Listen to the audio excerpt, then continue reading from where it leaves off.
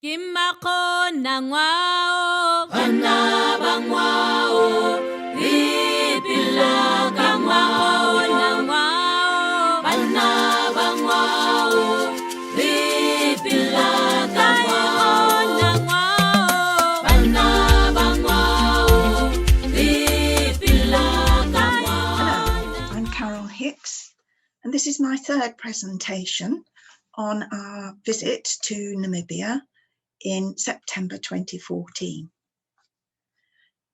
This time we are visiting the Brandenberg Mountains with a series of geological features and desert elephants, and first of all our rock paintings. As we head inland, the cool moist clouds of the coast disappear, and we return to hot desert conditions, and we approach the Brandenberg Mountains, which means fire or burning mountains, a granite massif which contains Namibia's highest point at 8,850 feet. Because of desert conditions, it's relatively uninhabited, and there's just a few examples of wildlife that we come across. But the area is of spiritual significance to the San Bushman tribes. The main tourist attraction is the White Lady rock painting, an artwork under a small rock overhang in the Tsab ravine at the foot of the mountains. The ravine contains more than 1,000 rock shelters and more than 45,000 rock paintings. On the way, we pass some ostriches and spot a little steenbok in the shade of a bush.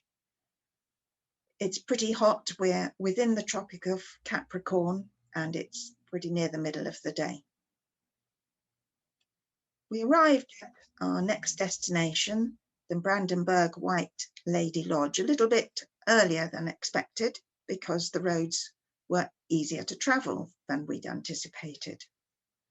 And as our rooms weren't ready, they suggested that we went down to their campsite, and there we might find an elephant to have a look at. Yes, we found the elephant, a lone male, on the campsite. There were campers just behind us, not far away, slightly out of sight. And he had this particular site to himself. So we watched him for a while, having his lunch. And then he wandered off, and we thought we'd like to get a frontal view. So nipped out of our car to face him, but he wasn't happy. This isn't a happy view. He's a bit aggressive. So we skedaddled back to our vehicle quickly, and it was only afterwards, when we went out with guides, that we were advised that while you're staying in your vehicle, they don't mind at all. But as soon as you get out of the vehicle, you're in their territory and they don't like it. So we left him in peace. That afternoon, we visited the Tsab ravine, which contains some of these famous rock paintings. It was a hot walk of about 3/4 to an hour with a guide, clambering through rocks and eventually coming within sight of these rock paintings.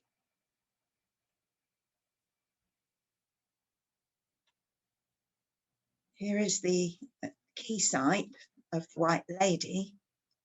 The site is open to the elements, as you can see, but there's a little protection, a ridge there that they've put in just to ward off any drips of running water that might come down the rock, though it's pretty unlikely. And this was the key painting of the White Lady. You can just see it bottom left. Only this isn't a lady. These two characters, the white and the brown, are actually medicine men or hunters, and they know they're men because they've got decorated penises. There's also dots and streaks on them, which indicate sweat and apparently has potent healing powers. Each medicine man at this site is differently depicted, so it suggests they are actually individual healers. Some of these rock art paintings could be up to 5,000 years old. That will be the monochrome brown and red stick figures. The polychrome paintings are often very detailed, sometimes up to 4 colours, and date within the last 2,000 years. You can clearly see a zebra and a medicine man. And here are hunters and oryx. And another clear but slightly elongated oryx. We returned in the late afternoon. Thank goodness it was a lot cooler now. And this was the view from the lodge of the Brandenberg Mountains. And this was our chalet. In a group of chalets, not quite the most modern style where they're usually individual, but perfectly comfortable. And the staff worked really hard. When you think they'd been cleaning the chalets all day, then they'd cooked us all a meal, and now they were giving us some entertainment, some singing and dancing, and inviting some of the audience to join in. Next morning, we set off on the road. Now you can see the mountains are a bit redder. We pass occasional indication of habitation, some monkeys, and there's a little bit of a hut in the background. Here's a small holding, and ostriches.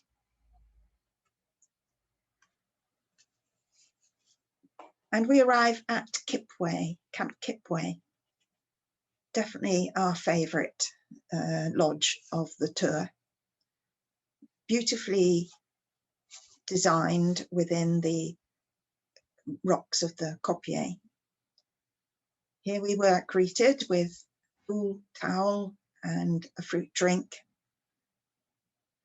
in the lounge area, the lovely cool lounge area. This was the site of the restaurant, and each table had these little dolls on them. We asked about these dolls. They're beautifully beaded. We were told they were grandmother dolls. Why grandmother dolls? Because they have flat chests. Each individual chalet was lovely and cool because it was built of stone with extensive shading round, and the bathrooms were totally open to the elements. There's a shower under that tree stump. And actually, when we were there, it did rain for about 20 minutes, soaked everything, and it was dry within another 20 minutes. Each chalet's hot water is fed by a donkey boiler, which the staff relight each evening. And each chalet has a lovely shaded veranda to relax on and watch the lizards running about.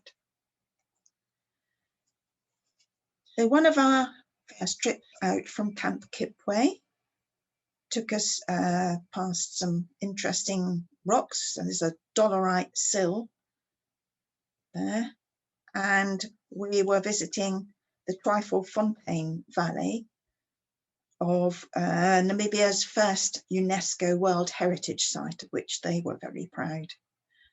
Obviously, this gave them a bit of money to provide some shelter for visitor vehicles.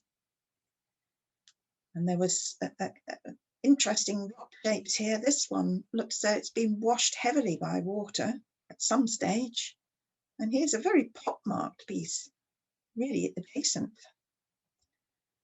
What we were coming to look at particularly was signs of Stone Age hunter-gatherers of the Wilton Stone Age culture, probably about 6,000 years old.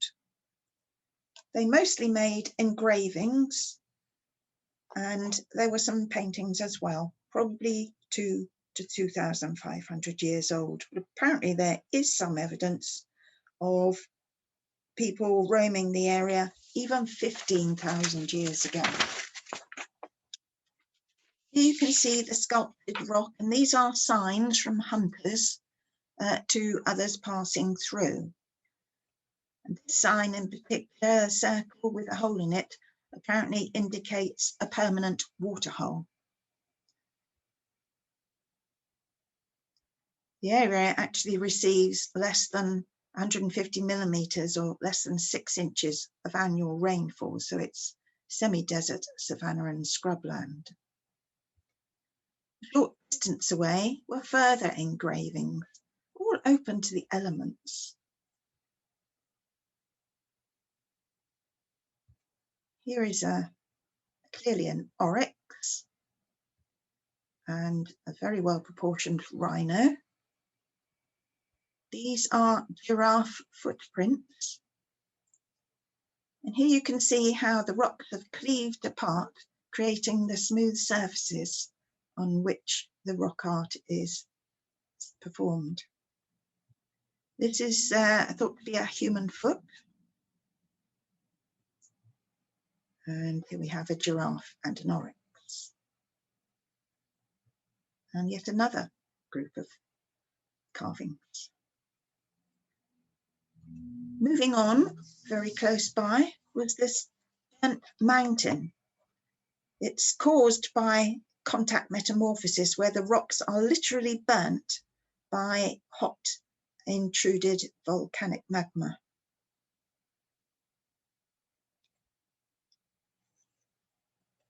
And a short distance away, another geological feature of basaltic columns, commonly known as organ pipes.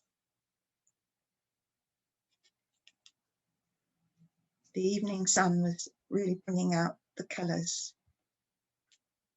And it's amazing, isn't it, that this tree root could pick up water and survive and provide growth to nearby bushes. And here you can see the juxtaposition of the basalt and the sandstone. We haven't finished with interesting features in this area. We're now heading for a petrified forest. Here you can see what looks like a conifer, but it's actually rock. The conifer forest was buried in a catastrophic flood about 260 millennia. It's thought maybe a natural lake dam gave way, causing the rapid burial of the tree trunks and their gradual replacement of the wood by silicic acid, making perfect casts. You can see this was a sizable conifer trunk, and you can even see the bark clearly depicted, but it's all rock now. And tree rings.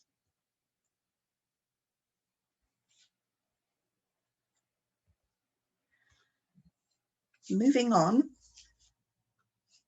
we come across fairy rings.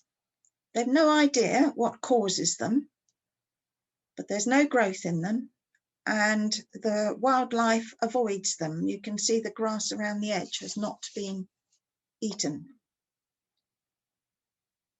And this is Namibia's national plant, the Welwitschia mirabilis. It might look a bit straggly, but then so might we at 100 years old. It has male and female seeds. To the right, the rounded ones are female, and on the left, the sort of catkin-shaped ones are the male flowers. And the roots, the leaves are very leathery, continuous leaf. And here the guide shows us what the root looks like.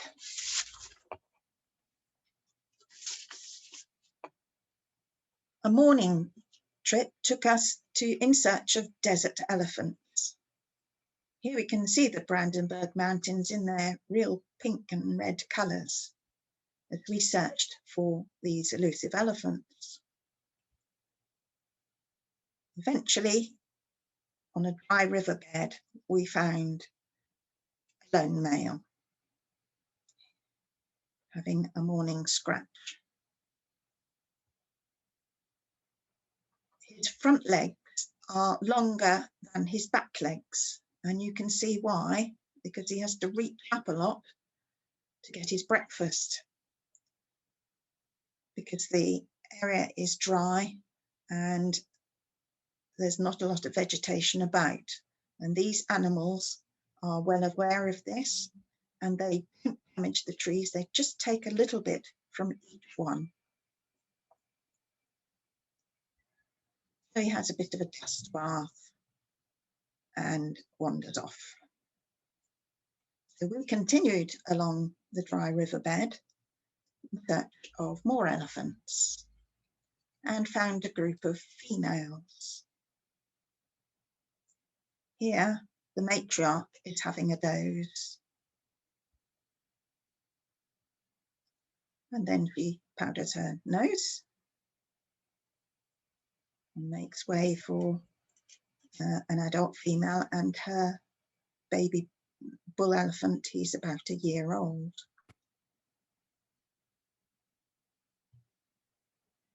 The little group started to wander off, but one female decided she fancied a rest in the shade. I feel we as the paparazzi probably woke her up a bit.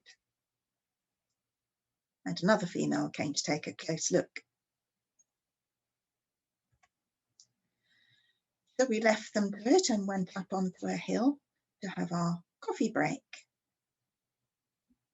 And from the hill, we looked down and saw the group wandering around, and then spotted this young male. He's a sort of teenager, probably about 14 years old, the guide reckoned, and he is misbehaving. He's damaging that tree trunk. And the guide reckoned that if the matriarch had spotted him, she might have made an attempt to boot him out. He's probably reaching the age when he should be going off alone anyway. But damaging trees is not on. They have to be looked after. Then we spotted the mother and baby. So went down to take a closer look. Baby's playing with those roots, but then he decides he'll have a little rest in the shade. But then he finds there's a bit of food close by, but you can't eat when you're lying down. Up he gets. And then he spots a tree trunk. So he climbs up on that, but it's quite difficult, even being a baby elephant. You're quite bulky, and turning round wasn't easy. Eventually he turned round, and then he needed to get down, and his little right leg there is wobbling. He's not sure how to do it. Eventually he just has to run for it, and he nearly runs into our truck. And then he goes off to join some of the rest of the group, perhaps thinking his mum's there, but I think it's actually the misbehaving teenagers. On the way back, we spot a yellow-billed hornbill and a steenbok. And we find the lone male again. This time his thoughts are on the ladies, and he's cooling himself with a jolly good dust bath. So we return to our camp. In the cool of the evening, we go up on a hill to view the scenery, watch the sun go down, and of course, have sundowners. And this waiter, having lunch, everything up to the top of the hill, obligingly poses for his photo. And I took a photo of the moving stars under the non-existent bathroom ceiling. And I hope you'll join us for part 4 of this journey to the Etosha National Park.